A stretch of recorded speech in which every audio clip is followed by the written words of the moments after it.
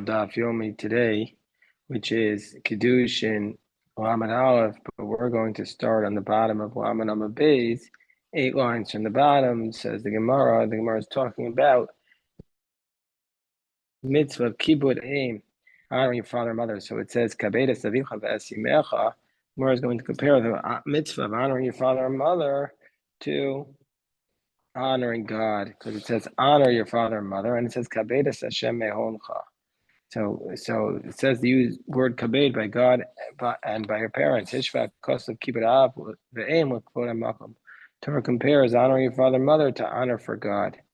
Nemar ish imo v'aviv tiro. It says you shall fear your mother and father. V'nemar as Hashem al kecha tira. Hashem you shall fear. So tavod. So hishvat kosav moras av or moras makom. So the Gemara compares the awe of God to the awe of one should have for their father and mother. Nemar mekalel aviv v'imo mosimas, v'nemar ish ki kalel elokav v'nasachato. So therefore we see that it compares cursing your father and mother to cursing God. And then there's another reference to comparison of cursing. Hishva kosav birkas av, name of birkas hamakom. So therefore the Torah is saying that, the Talmud is saying that, the Torah is teaching us that we compare the terrible sin of cursing your parents with cursing God. But when it comes to striking, for sure we don't compare striking our parents, which is a biblical prohibition, to striking God, because obviously you can't strike God. Rashi says, because you can't strike God. And also it's logical, says the Gemara, because all three are partners in the creation of man. As Rashi explains, that this is based upon the Gemara in Nida, the Brisa there, that says the man participates, the woman participates, and God then provides the neshama to create the human being. Tan Rabban, Shlosha Shutfin Heim Adam, there are three partners. HaKadosh Baruch Hu v'Aviv v'Imo, God and the father and the mother. B'zman she'adam mechabed es aviv es imo, when a man honors a father and mother, Amar HaKadosh Baruch Hu ma'ala ani olam ki udarti b'nei mechabtuni. God says, I view it as though I lived amongst them and they honored me. Tanya, Rebbe Omer, go of Yadul of Nemisha Amar Olam. So Rebbe says that God says, I know that Ben Mechabed is Imo Yoser Aviv. God says, I know that it's logical for a child to honor their mother more than their father. Mishadalto Midvarim, because she speaks nicely to him. We're on top of 31a. So therefore the Torah states, honor your father and your mother, to emphasize that we should honor our father just like we honor our mother. And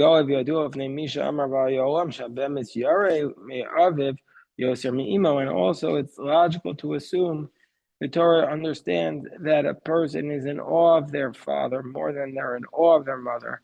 Because the father teaches him Torah. Therefore, the Torah puts the fear of the mother before the father to remind us that you have to have awe of your mother just like you have awe of your father. When a person is harassing or vexing their father and their mother, therefore, God says, I did the right thing, that I didn't live amongst them. If I would be living amongst them, it would be harassing me as well. Whoever violates a sin in secret, it's as though you're pressing against the legs of the divine presence. And it says in Isaiah chapter 66, the earth is my heaven is my throne, and the earth is my footstool. Amar Rabbi Shua ben Levi, also Adam, and this is the source for having to wear a kippah. A person is prohibited. We jumped the gun. A person is prohibited that he walk 4 amos becomes a kufa with an upright posture, because that's a sign of arrogance. As it says, Molokol Haaretz Kevodo. It doesn't mean today. I wouldn't say it means specifically walking with good posture. It means walking around in an arrogant manner. Rav Huna B'Rei Rav Yeshua says, "Olmaski arba amos begilui rosh" is one of the sources of wearing a yarmulke. And the yarmulke stands for the fact that you have to have the fear of Hashem upon you. A person should not walk 4 amos with an uncovered head because Shlino, because Rav Yeshua says the person should not walk 4 amos with an uncovered head because he says Shlina Amamarosh. He says the divine presence is above my head. So therefore, you cover your head out of a sign of respect for God. Shal ben Almana Achas, says Rabbi Eliezer, Abba Omer Eshkeni Mayim, Mim Omer Eshkeni Mayim. If the father says to give you water to drink and the mother says to give you water to drink, Ezemim Kodem, who should you give first? Amar, he says to him, Hanach Kvod Imecha V'asei Kvod Avicha. He says, listen to your father, Sha'ata V'yimcha Chayavim B'chvod Avicha, because you and your mother are both obligated to honor your father. Now, the basically Tshuva says that if the father says no, listen to your mother first, then of course you have to listen to your mother first. Both named Rabbi Yeshua, but then he came before Rabbi Yeshua and he said to Rabbi Yeshua, Amarlo Kach Amarlo Rabbi, he says, this is what Rabbi said to me, but Niskar Shema, but what if they get divorced? Do I still have to listen to my father before my mother? Amarlo. So he said to him, Mibein Risei Necha, from your eyelids, I can see that you've been crying. Nikar Sheben Almanata. I can see that you're the son of a widow. Hatela and Mayim B'Seifel. I can see that you're a widow. So the son of a widow. So for that reason, put your water in a bucket. The Kako and Qatar going. He answered him in a flippant manner because he saw he was just asking him a theoretical question. So he said, just put the water in the basket and then whichever one gets it first. Because since they're divorced, you don't have an obligation to honor either one specifically over the other one. You have the same equal obligation.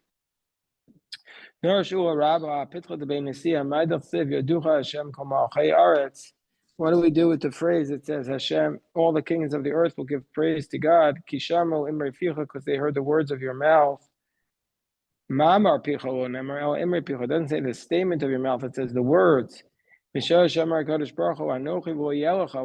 the first two commandments, so the nations of the world said, that he's just trying to expound this for his own honor and glory. Meaning to say, God saying, honor me. And it's all about himself. So the Kivin Shamar Kabedes Avicha V'Azimecha, once God says, honor your father and your mother in the fifth commandment, so they went back and they realized that the first two commandments were also things that they had to accept. Rava says we learn the same idea from here. It says Rosh Devarcha Emes, that your first words were true. What does that mean? Rosh Devarcha V'Sof Devarcha, your first words are not your latter words. From the end of your words, we see that the beginning of your words were true. They came to Rav Ua. They said, what's the extent that you have to honor your father and mother? He said, go and look. What this certain idolater did in Ashkelon, Dama ben Nesina Shemo, his name was Dama ben Nesina, Pamachas Bikshu Chacham. And there we're going to have a few different versions of the same story because they weren't exactly sure. They were arguing what exactly happened. So Bikshu Chacham and Pragmatia, B'Shishim Riboy, the rabbis wanted to buy something from him for 600,000 coins. The key was under his father's pillow. So he didn't want to wake up his father. What's the extent of honoring your father and mother? Look at what Dama ben Asina did in Ashkelon. They wanted stones for the Kohen Gadol's breastplate, meaning it's not just money. They were given the honor that his stones were on the Kohen Gadol's breastplate. It's more than money. It's great honor. The Rav Kahana for 800,000. And the key was under his father's pillow. He didn't wake him up. Hold on 1 second.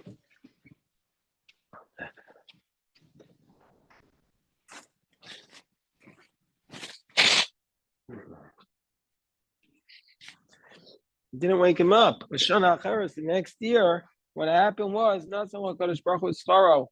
God gave him tremendous reward. Shenoldo para Duma, that he gave birth to from Me'edro, from his flock. He gave birth to a red heifer. So why specifically a red heifer? Because the red heifer, Rashi tells us in Parshas Lukas, was given to why is the red heifer atoned? Because it's atoning for the sin of the golden calf, that the mother comes and cleans up for her child's mess. What a tremendous teaching, that the mother comes and cleans up for the child's mess. That if the child makes the palace dirty, the mother has to clean it up. So he's saying, look, because you recognize the greatness of your parents, therefore you're giving this mitzvah, which talks about all the loving and giving of a mother for an offspring. And the sages of Israel entered him, and he said to them, I know that if I request all the money in the world, Hashem knows that you would give it to me. I only want to request the money that I lost because I honored my father. If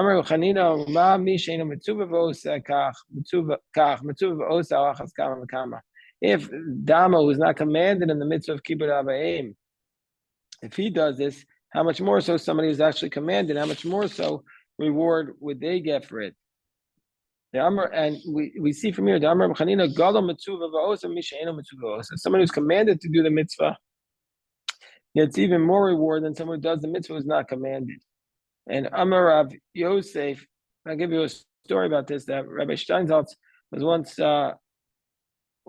explained why he said when some people are on the street and they're doing shlichus and mivtzayim and they see that somebody who's Jewish will be afraid, and they will walk away like they don't recognize them. And somebody who's not Jewish will come over and say, "Oh, this is so wonderful! I love this holiday or whatever." So he says because the Jew knows what's at stake. The non-Jew, nothing's at stake for them to like this ritual of the Jews.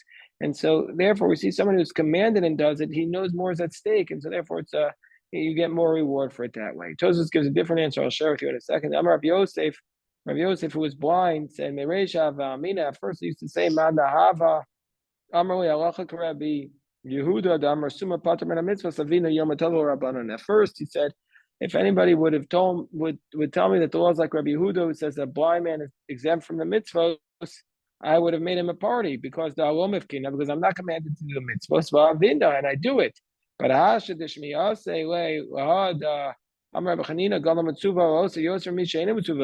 hear that if somebody who's not commanded does the mitzvah, they get more reward than somebody who is commanded.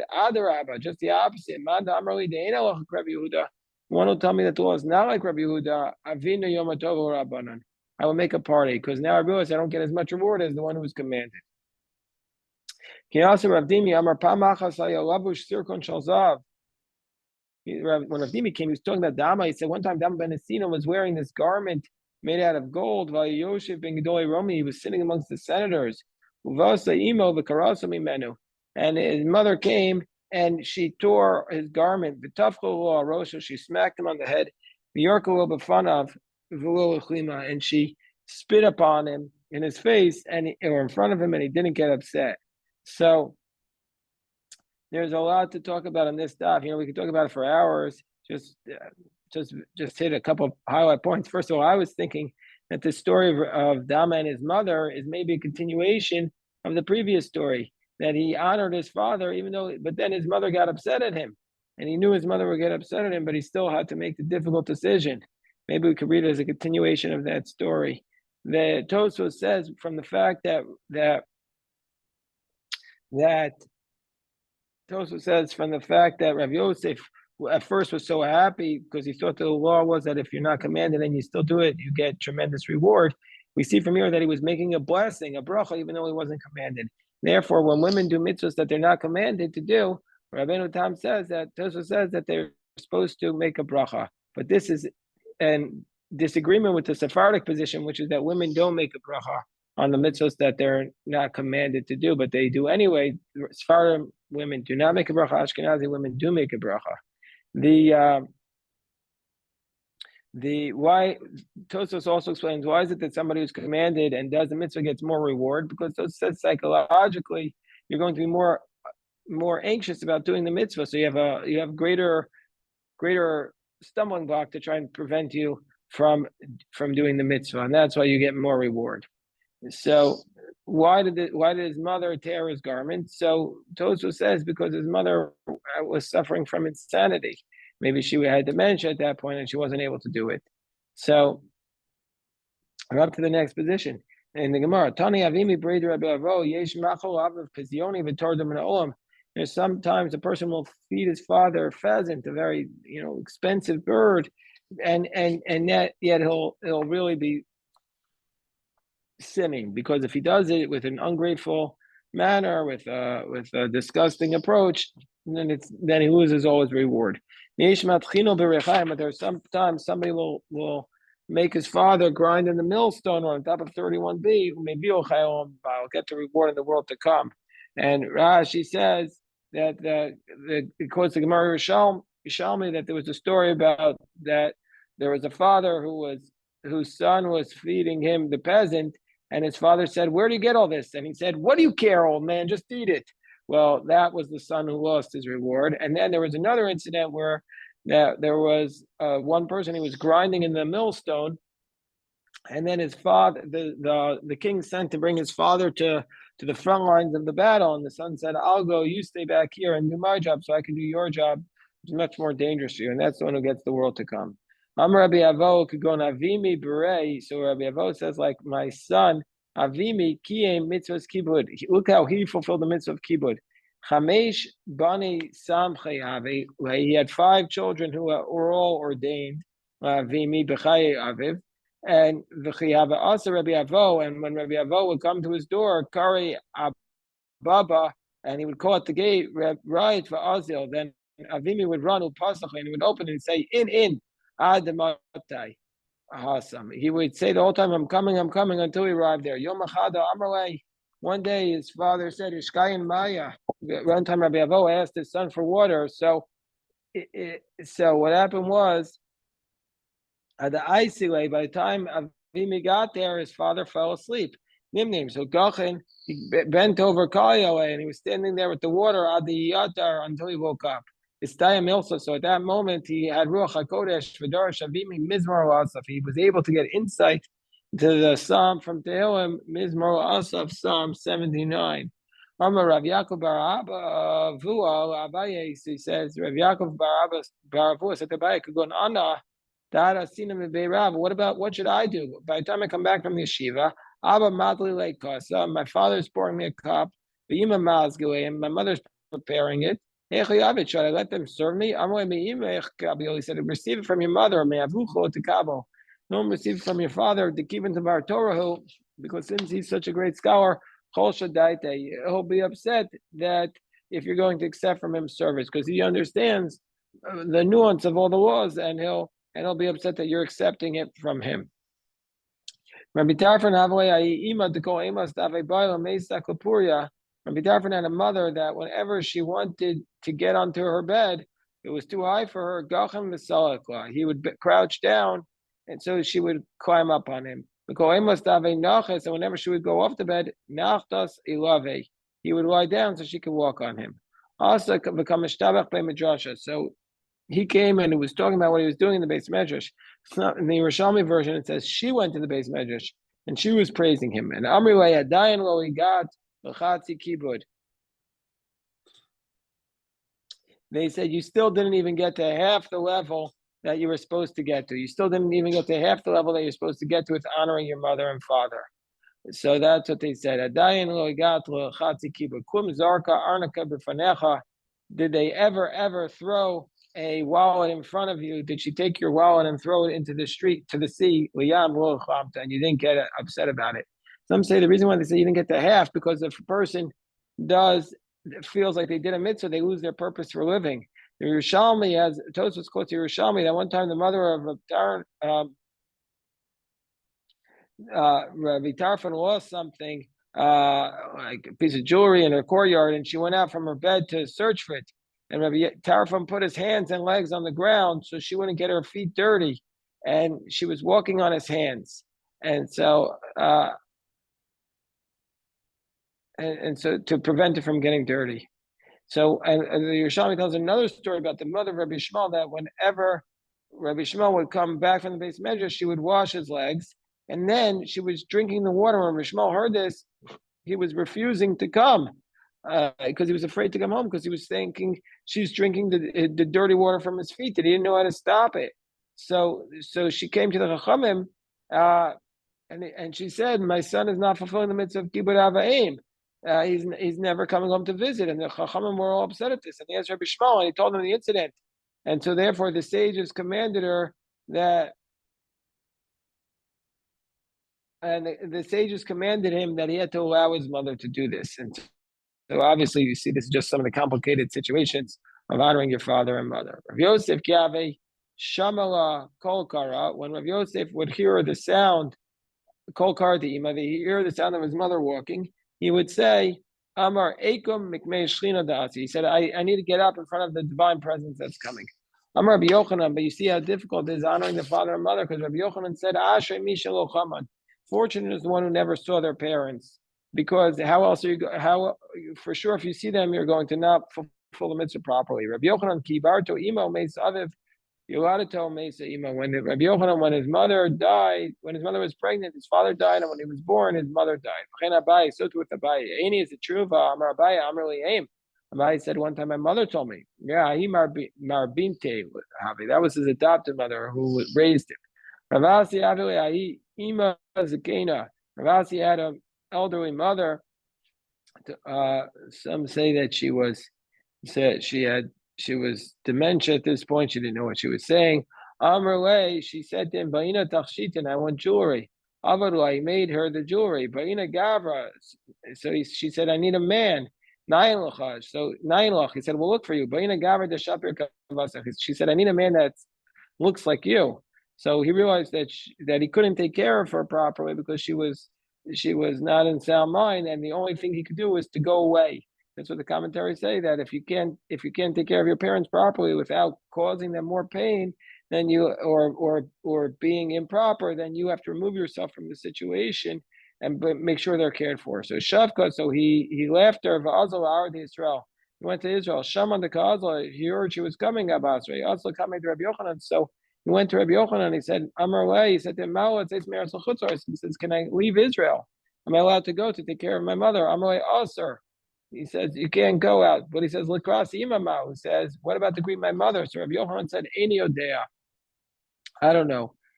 You see this? Rabbi Yochanan says, Eini Odea. How many times in Shas does Rabbi Yochanan say, I don't know? You see, when it comes to such sensitive matters, there isn't only one specific answer. Israch Porta. And so he waited a little bit. Hadar Asa Amrle Asi Nisratses Latses Amakam Yachsir Cholasham. He said, Asi, you want to go? God should bring you back in peace.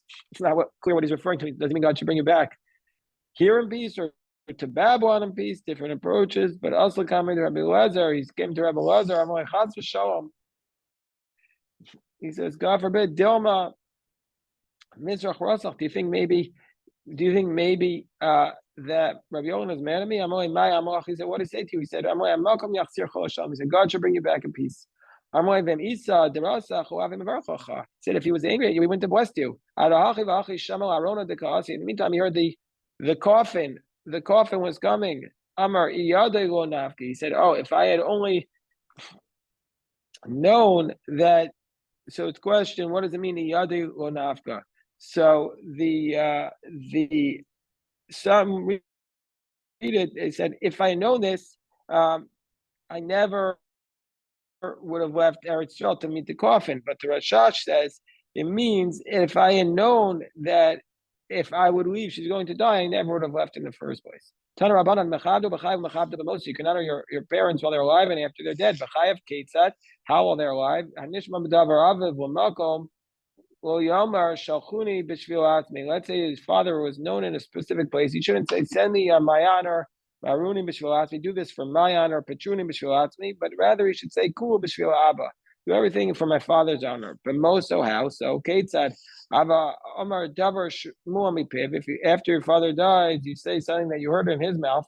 You shouldn't say this is what father said, El Kachamar Abba Mari. This is what my father, my teacher, said. And Harein Kamparas Mishkavo. I should get all the afflictions upon him. My being should be an atonement for him. This is only in the first 12 months where you think that maybe his neshama needs an atonement. But after 12 months, afterwards they just remember him for blessing, for Chaya Olam Haba. From here, some want to say that this is obviously early source Kaddish. Mourner's Kaddish is really a 11th, 12th, 13th century started the practice, but we see from here that there's an ancient source for the idea that the first year the neshama should have some like a tikkun, salvation. But some want to say from here, since they connected to the mitzvah of honoring the father and mother, we see from here that this is a biblical commandment to say Kaddish, or at least it's connected to a biblical commandment of honoring your father and mother. So it's this biblical idea of saying Kaddish. So even though Kaddish is a late custom, the idea of honoring your father and mother after their death is a biblical concept. A chacham, when he repeats something in the name of his father or his mother, he has to change their name. Turgaman, but somebody who's just, they used to have a Turgaman, he would repeat the teachings louder. He should recite the name of the man's father and the name of the teacher. Avur the man, the father of whom? If you want to say it's the father of the Turgaman, the Turgaman has no obligation to honor this man's father. No, the father of the Chacham and the teacher of the Chacham. From Marbar Avash, he would give a drasha. He would say, my father, my teacher. And the Maturgaman would say, see from here, and Amora is really a Maturgaman, he would say, Hachi Amar Ravashi. This is what Ravashi said. Okay, we'll stop the recording here, and God willing, we'll daven slichos now upstairs.